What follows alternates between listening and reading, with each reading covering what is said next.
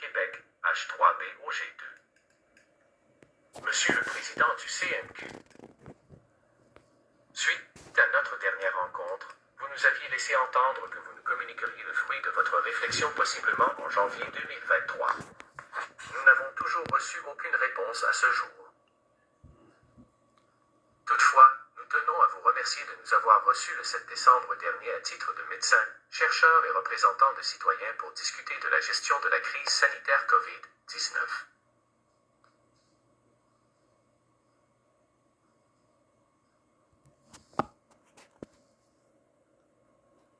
Dr Isabelle Tardif, adjointe à la direction, Marie-Josée Dupuis, syndic, et Dr André Lhuillet, directeur général, pour leur écoute particulièrement attentive et professionnelle.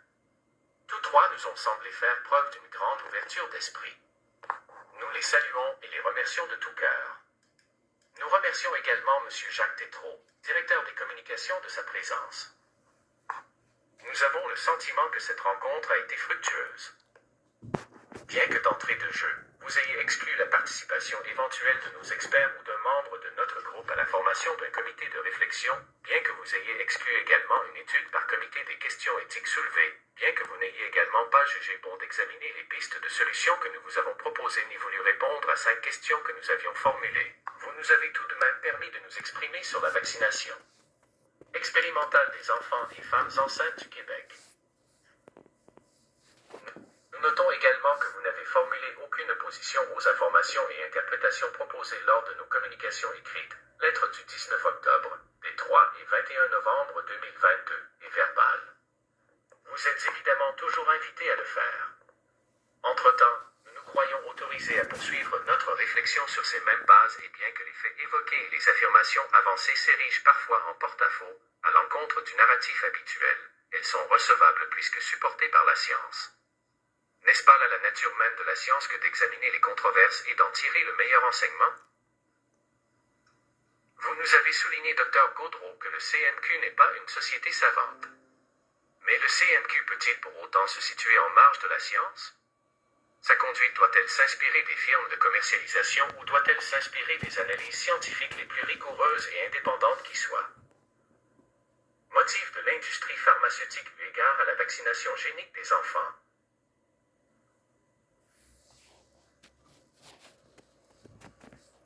Motifs que poursuit l'industrie en matière de vaccination des enfants sont, d'une part, mettre les fabricants sous le parapluie juridique de la loi sur les vaccins en leur garantissant ainsi une immunité judiciaire totale conférée par ce statut particulier et, d'autre part, s'assurer d'un revenu récurrent considérable année après année en introduisant ce produit dans le calendrier vaccinal des enfants. Dans ce plan d'affaires purement mercantile comme on peut s'y attendre d'une société à but lucratif, en aucun cas l'intérêt de l'enfant n'est pris en compte. Le CNQ prendra-t-il le relais? Le CNQ n'est-il pas l'ultime rempart, le garde-fou, statutairement apolitique, pour garantir le bien-être et la sécurité de nos enfants? De quel côté de l'histoire, de la science et de l'éthique, sur ce sujet capital touchant les enfants et les femmes enceintes du Québec, le CNQ se positionnera-t-il? Des injections qui se poursuivent.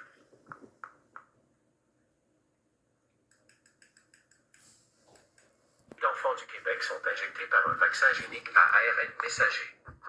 Ce vaccin génique leur est administré prétendant qu'il s'agit d'un produit sûr et efficace.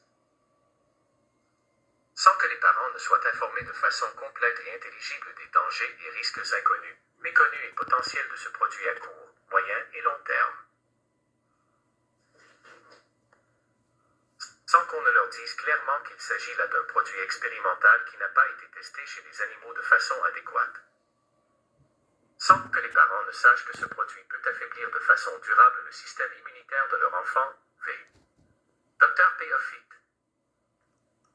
Sans qu'on leur dise qu'il s'agit d'un produit complètement différent des vaccins qu'ils connaissent et qui interfèrent avec les mécanismes intimes de la génétique humaine, lesquels mécanismes sont le fruit de 3,5 milliards d'années d'évolution.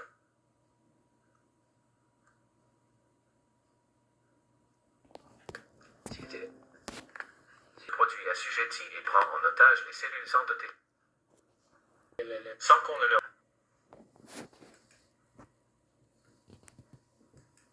Nos propos ne concernent pas l'injection génique des adultes. Cependant, cette vaccination génique expérimentale des adultes concerne aussi les enfants, d'une part parce qu'il s'agit du même produit que l'on a d'abord injecté aux adultes sous le couvert d'une utilisation en situation d'urgence, pour ensuite l'injecter aux enfants sous la même couverture et ce, sans qu'il n'y ait aucune urgence pour eux. Et, d'autre part, parce que l'analyse des effets bénéfiques et délétères de ce produit chez les adultes est utile pour savoir à quoi s'attendre si on s'avisait, comme ce fut le cas, d'administrer ce produit chez les enfants en l'absence de preuve d'une balance risque-bénéfice favorable. Au Québec, force est de constater que malgré les mesures de confinement parmi les plus contraignantes qui soient en comparaison du reste du monde occidental, malgré un taux de personnes injectées bien au-delà des objectifs initiaux, le coronavirus SARS-CoV-2 réputé par son haut taux de mutation n'a jamais pu être contenu. Force est de constater également qu'au Québec, selon les statistiques gouvernementales officielles, en juin 2022, on ne publie pas les données après cette date. Les personnes qui avaient reçu 3 doses de vaccin étaient largement surreprésentées parmi les hospitalisés de la COVID-19. Ainsi, alors que les personnes qui s'étaient faites inoculer 3 fois composaient 51,2% de la population, elles représentaient 70% des hospitalisations pour la COVID-19. Elles étaient donc surreprésentées de 18,8 points négatifs. Le risque pour un vacciné 3 doses d'être hospitalisé était de 1,46 fois celui d'un non-vacciné. Dit autrement, être vacciné adéquatement devenait un facteur de risque d'hospitalisation COVID-19. Force est de constater également qu'entre juillet 2021 et juin 2022, toujours selon les statistiques gouvernementales québécoises, le risque de décéder du COVID-19 était beaucoup plus grand si on était adéquatement vacciné que si on ne l'était pas.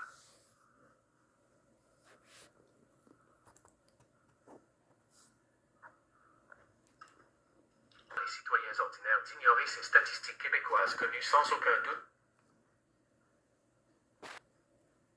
Avec les vaccins, mes chers amis, ça n'a plus de sens. Le collège des médecins, là, ils ont été corrompus au bout avec Pfizer. Là, on voit ce qui s'est passé. Là. Et il n'y a pas aucun journaliste qui va en Par la direction de la santé publique.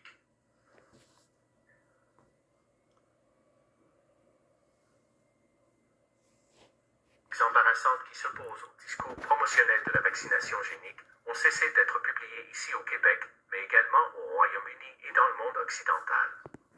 Elles nous ont été communiquées suite à une demande spécifique via la loi sur l'accès à l'information. Qu'on le veuille ou non, il n'y a jamais eu d'épidémie des non-vaccinés, sauf par fraude statistique, et nous assistons plutôt à une épidémie des vaccinés. 1.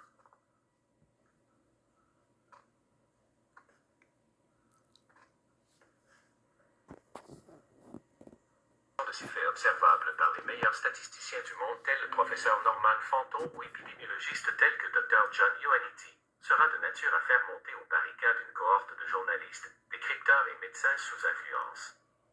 Nous leur rappelons qu'une approche dénuée de tout biais commercial, dans le meilleur intérêt des enfants, ordonne à tous une grande honnêteté intellectuelle afin de trouver une explication à ces observations indéniables.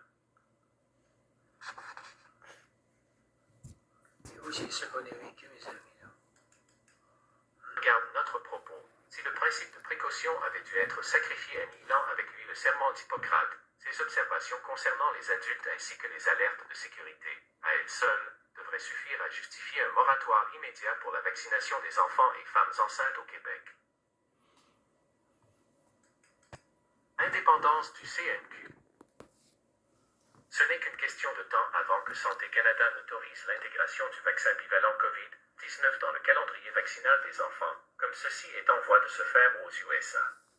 Cette autorisation sera transformée en obligation de facto au Québec puisque ce produit étant introduit dans le calendrier vaccinal des enfants, il sera difficile pour des parents mal informés de déceler le subterfuge.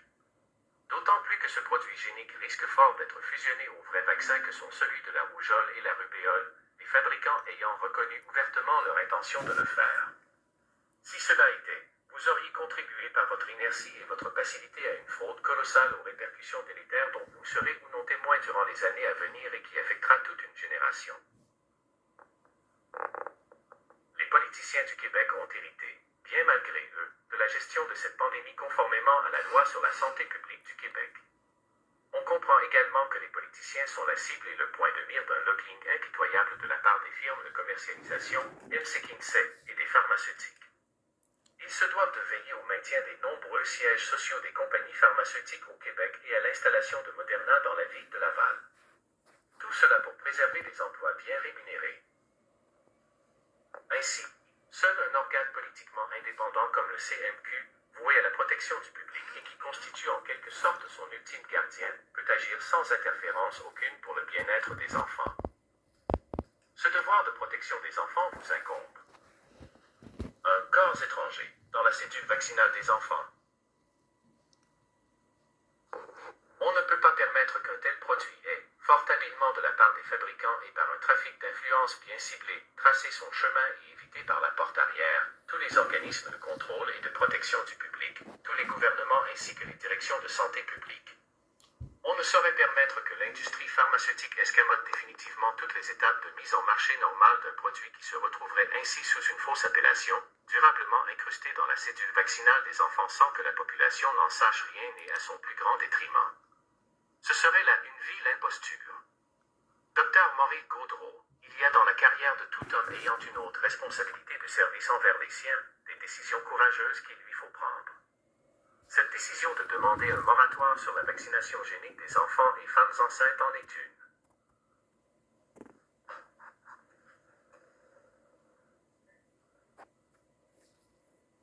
De ce qui précède, que bien que nous vous soyons reconnaissants de nous avoir rencontrés, et considérant que la mission de protection du public appartient d'abord aux médecins qui ont prêté un serment personnel à cet égard en sus de leurs obligations déontologiques, nous ne pouvons accepter le statu quo. Notre code de déontologie et notre obligation de fidélité aux données de la science nous appartiennent et ne sauraient être données en sous-traitance aux médias et à des influenceurs plus ou moins qualifiés. Il y a urgence et nous nous engageons à travailler ensemble pour que la mission de notre institution du CMQ soit respectée particulièrement en ce qui concerne nos enfants et nos mères gestantes qui constituent l'avenir du Québec. En l'absence de décision résolue et concrète de votre part, nous allons poursuivre inlassablement notre travail. Nous sommes des professionnels ayant bénéficié d'une éducation de haut niveau, laquelle éducation ne saurait être dissociée d'un devoir de service et de protection de la population. La présente est aussi une invitation à tous les médecins et aux autorités sanitaires du Québec à adopter une position qui sera gravée dans l'histoire et jugée selon les plus hauts principes d'éthique et de science. Nous représentons de nombreux médecins et professionnels qui préfèrent l'anonymat dans une période de censure factuelle et scientifique implacable. Plus important, nous représentons des milliers de citoyens qui ont été des victimes impuissantes et qui appuient notre démarche. Il ne sera pas dit que nous n'aurons pas fait avec des moyens limités tout ce qui est en notre pouvoir. Sincèrement. Collectif de médecins et professionnels de la santé www.infocovid.ca. Voici, mes amis, une lettre du Collège des médecins au Collège des médecins. Au Dr Marcel Gaudreau, 1250 boulevard René Lévesque.